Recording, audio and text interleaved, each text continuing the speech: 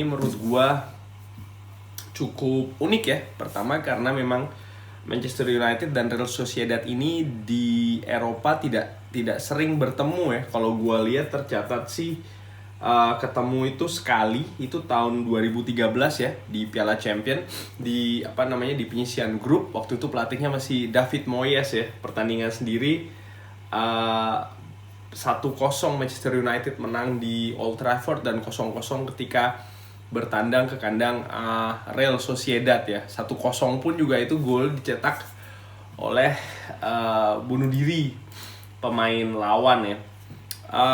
Dari skuadnya yang pada saat itu bermain ya, waktu menang 1-0 itu, kalau gue lihat hanya ada satu orang yang masih bertahan di Manchester United sampai sekarang, yaitu adalah kiper ya, David De Gea. Mayoritas lainnya sudah pensiun, atau bahkan Michael Carrick waktu itu masih bermain ya, Ryan Giggs bermain, Wayne Rooney bermain. Jadi ya sudah cukup lama juga ya. Dan tentu saja dari tahun 2013 ke pertandingan nanti ini 2021 ini pasti banyak perubahan ya.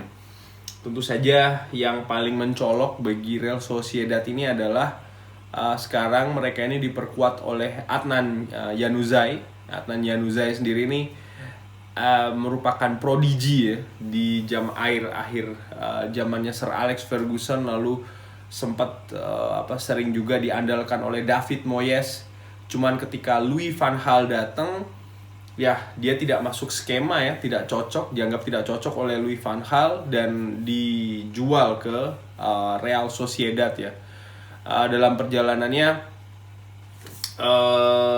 Adnan Januzaj ini kalau gue lihat ya di Real Sociedad sendiri ini, kalau dibilang bagus ya nggak bagus-bagus banget, tapi kalau dibilang tidak bagus ya dia terkadang menonjol ya di beberapa pertandingan gitu. Jadi kalau gue bisa bilang sih tidak belum konsisten lah katakanlah ya. Kan Adnan Januzaj sendiri ini pemain nasional Belgia, umurnya 26, bermain sebagai gelandang serang ya, bisa sebagai winger atau di belakang di belakang striker ya. Gua lihat profilnya sebelum dijual ke Real Sociedad ini, sempat dipinjamkan ya ke beberapa tim seperti ke Borussia Dortmund, ke Sunderland, sebelum akhirnya dijual ke Real Sociedad ya. Real Sociedad sendiri di awal-awal musim di La Liga sempat memberikan kejutan ya dengan menyodok ke papan atas sampai peringkat kedua kalau nggak salah. Cuman lama-kelamaan ya semakin turun dan sekarang berada di peringkat gua cek dulu, peringkat kelima ya, dengan selisih poin 8 poin dari Barcelona yang ada di peringkat 3 ya. Sementara peringkat pertama kan Atletico Madrid itu poinnya cukup jauh lah katakan. Artinya ya dari 23 pertandingan, setelah 23 pertandingan ini Real Sociedad pelan-pelan turun mendekati ke papan tengah ya. Penampilan Real Sociedad sendiri kalau gua ngelihat dari 3 pertandingan terakhir ya sebelum melawan Manchester United ini kan, mereka seri 1-1 melawan Villarreal, lalu mereka menang 4-1 melawan 10 orang Cadiz, lalu mereka menang 1-0 melawan 10 orang Getafe. Artinya ya not bad lah 3 pertandingan terakhir, 2 kali menang, 1 kali seri, dan selalu mencetak gol ya di setiap pertandingan. Dan ini juga menjadi catatan tersendiri bagi Manchester United ya. Dan ya satu hal yang yang membuat gua ini agak sedikit ragu ya atau hesitate tentang pertandingan besok ini adalah, gua ini kan melihat skema Manchester United tidak lolos di penyisian grup Liga Champions ini mengingatkan gua kira-kira tuh musim 2011 Liga Champions. Waktu itu masih ditangani Alex Ferguson, di mana kita juga tersingkir di penyisian grup di pertandingan terakhir ya, kita kalah 2-1 kalau nggak salah melawan Basel, dan itu ya membuat kita tidak lolos, dan kita ditransfer ke Europa League juga pada saat itu, dan kita bertemu tim Spanyol ya, Athletic Bilbao pada saat itu, dan hasilnya kita babak belur. Nah, untuk pertandingan besok ini bagaimana menurut gua? Ya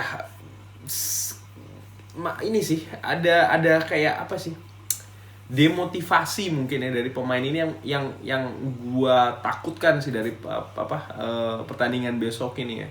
Kan tidak bisa dianggap bahwasannya pemain itu harus selalu mentalnya siap bertanding, selalu ready 100%. Mereka juga manusia gitu, dan mereka ini kan ketika bermain di Manchester United, ekspektasi mereka adalah bermain di kasta kompetisi tertinggi, which is adalah Europa League, UEFA Champions League gitu. Dan ketika mereka harus bermain di Europa League, ya bisa jadi mereka akan berpikiran ya ini bukan habitat mereka, ini bukan tempatnya mereka gitu, dan mereka ya bisa jadi ogah-ogahan gitu. Dan ini bisa juga diperkuat oleh kita ini kan sekarang jujur lebih fokus ke liga daripada ke kompetisi lain ya. Dan kita akan bermain Kamis malam, Jumat, Sabtu, Minggu kita sudah bermain lagi melawan Newcastle ya. Dan ini bisa jadi ya salah satu faktor juga gitu loh, dan yang mengakibatkan bahwasanya nanti yang ada di lapangan Manchester United itu katakanlah tidak 100% ya, dari sisi motivasi pemain, dari sisi persiapan strateginya, mungkin juga tim yang diturunkan bisa jadi bukan tim terkuat gitu loh. Dan ditambah itu tadi ya, faktor dari yang tadi gue sampaikan tuh secara histori, bahwasannya ya kita kalau bertemu tim Spanyol itu kalau ya tricky lah katakanlah ya. Soalnya kan tim kayak Real Sociedad ini mereka tidak ada jaminan ya bahwa setiap tahun mereka akan bermain di kompetisi Eropa gitu. Jadi ketika mereka ada peluang seperti ini, ya tentu saja mereka akan selalu berusaha untuk bermain maksimal sehingga mereka bisa terus berjalan lah ke babak selanjutnya, bahkan kalau perlu sampai juara ya. Karena kan mereka ini butuh pemasukan ya, dan ketika mereka menang ini mereka dapat pemasukan, mereka dapat tim juga akan lebih disorot seperti itu ya, dan pemain juga otomatis lebih termotivasi ya. Tidak pemain yang sekarang bermain di Real Sociedad ini kan tidak semuanya selalu punya pengalaman bermain di Eropa ya. Gua ngeliat selain Adnan Januzaj, pemain yang menonjol lagi di sini itu ada Asier Illarramendi. Lalu yang paling menonjol ini kalau menurut rating ini ada Mikel Merino ya. Artinya ya bukan pemain top ya yang ada di Real Sociedad ya. Mengenai kubu Manchester United sendiri, ya kita tidak dalam tren yang bagus. Pertandingan melawan West Ham gue anggap itu seri ya. Jadi kita ini seri 3 beruntun, melawan Everton, melawan West Ham, dan juga melawan West Bromwich Albion ya. Dimana ya ini kan kalau seri seperti ini adalah lampu kuning ya bagi tim ya. Artinya tentu saja gue harapkan melawan Real Sociedad ini bisa menjadi tonggak atau ini ya titik balik lah katakanlah menuju ke tren positif lagi ya. Cuman ya itu tadi yang tricky adalah ya bagaimana membangkitkan motivasi pemain untuk tetap all out di kompetisi kasta kedua di Eropa ini ya. Ini kan bukan sesuatu yang gampang sih kalau menurut gue. Lalu yang kedua adalah itu tadi membagi konsentrasi tim ya. Bahwasanya setelah ini kita akan bertanding melawan Newcastle United ya. Kalau gue sih mengharapkan ada rotasi di squad Manchester United. Untuk penjaga gawang gue harap, kalau gue sih pengennya Deano ya, Dean Henderson yang main. Lalu untuk center back mungkin bisa dirombak duetnya ya, Maguire dengan Eric Bailly. Kalau Eric Bailly itu fit. Lalu untuk sayap kiri gue pikir Alex Telles bisa dimainkan. Sisi kanan Aaron Wan-Bissaka.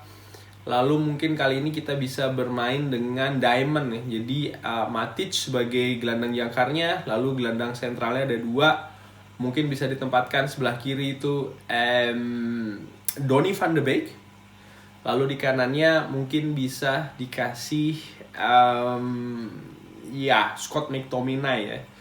Lalu di belakang striker Bruno Fernandes, dan di depan mungkin kalau gue sih lebih cenderung tidak memainkan Edison Cavani ya, karena ya dia udah 34 tahun, lebih disimpan lah. Mungkin bisa dikasih Mason Greenwood yang baru saja perpanjang kontrak, mungkin dengan Anthony Martial ya.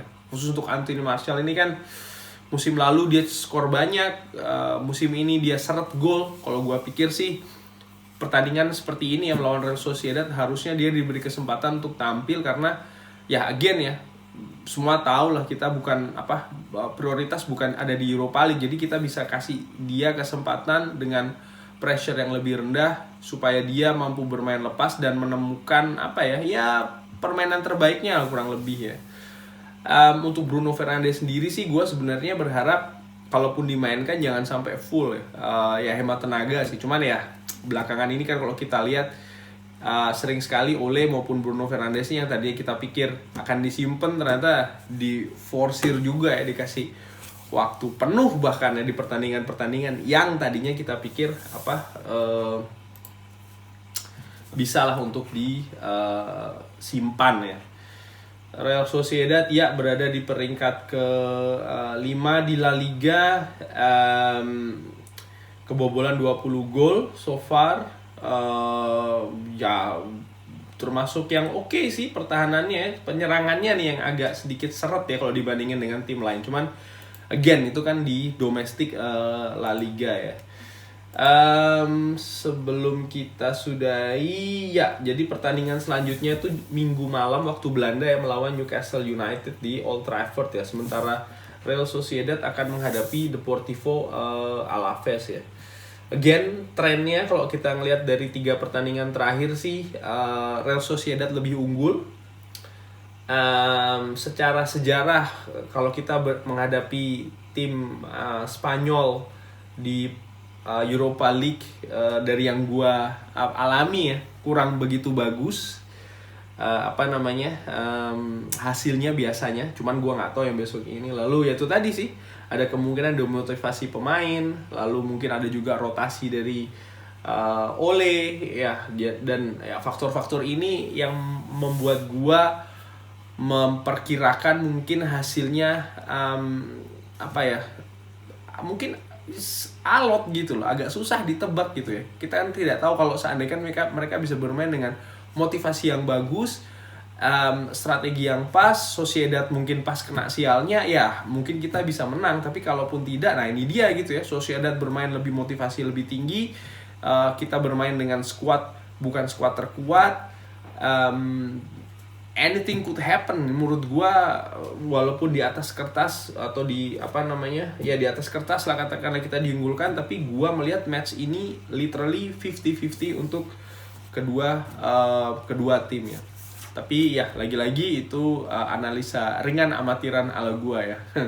Sekian videonya, nanti kalau sudah selesai bertanding insya Allah akan gua buat reviewnya. Kalau suka videonya bisa kasih like. Kalau belum subscribe jangan lupa subscribe. Saksikan terus video-video lain di Football Belanda. Wassalam.